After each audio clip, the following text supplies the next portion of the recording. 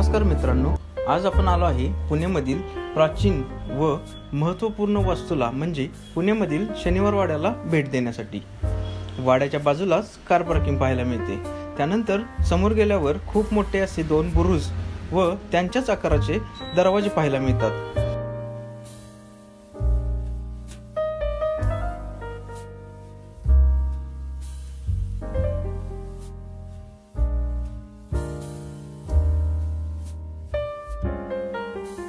आत जाण्यासाठी भारतीयांना 20 रुपये व परदेशीयांना 300 रुपये तिकीट आकारले जाते। आतमध्ये गेल्यावर समोर एक तोफ उलटी जमिनीत गाडलेली दिसते। त्यानंतर त्याच्याच डाव्या बाजूला शनिवार वाड्याचे संक्षिप्त स्वरूपात लिहिलेले शिलालेख आपल्याला पाहायला मिळतो।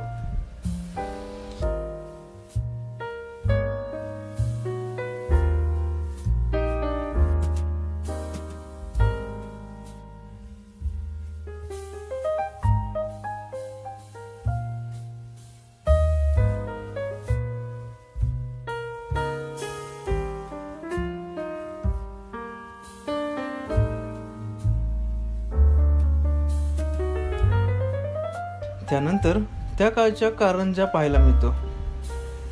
याला हजारी कारंजा असेही म्हटले जाते।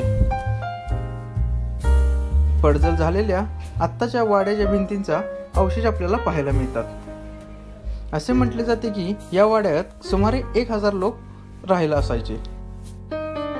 त्या लोकांसाठी लागणारे पाणी व स्नानगृह यांचे आपल्याला पडझडीचे अवशेष आता पाहायला मिळतात।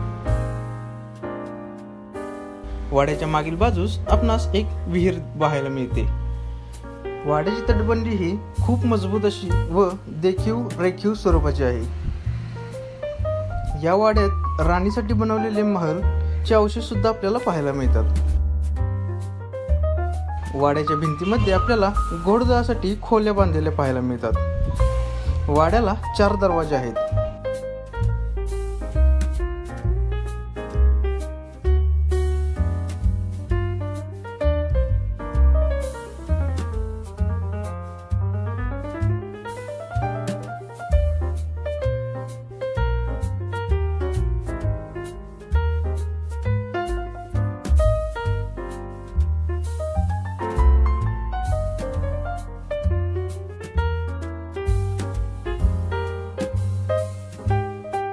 बुरुजांवर सुरक्षेसाठी खाचा बनवलेल्या आहेत।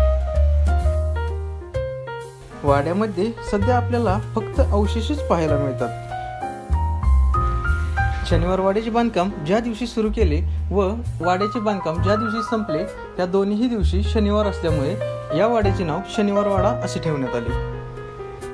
शनिवार वाड्याचे बांधकाम हे सुमारे 7 मजली लाकडी बनवलेले होते व काही कारणानुसार काही वर्षापूर्वी वाड्याला आग लागल्यामुळे वाड्याचे सगळे बांधकाम जळून खाक झाले आहे।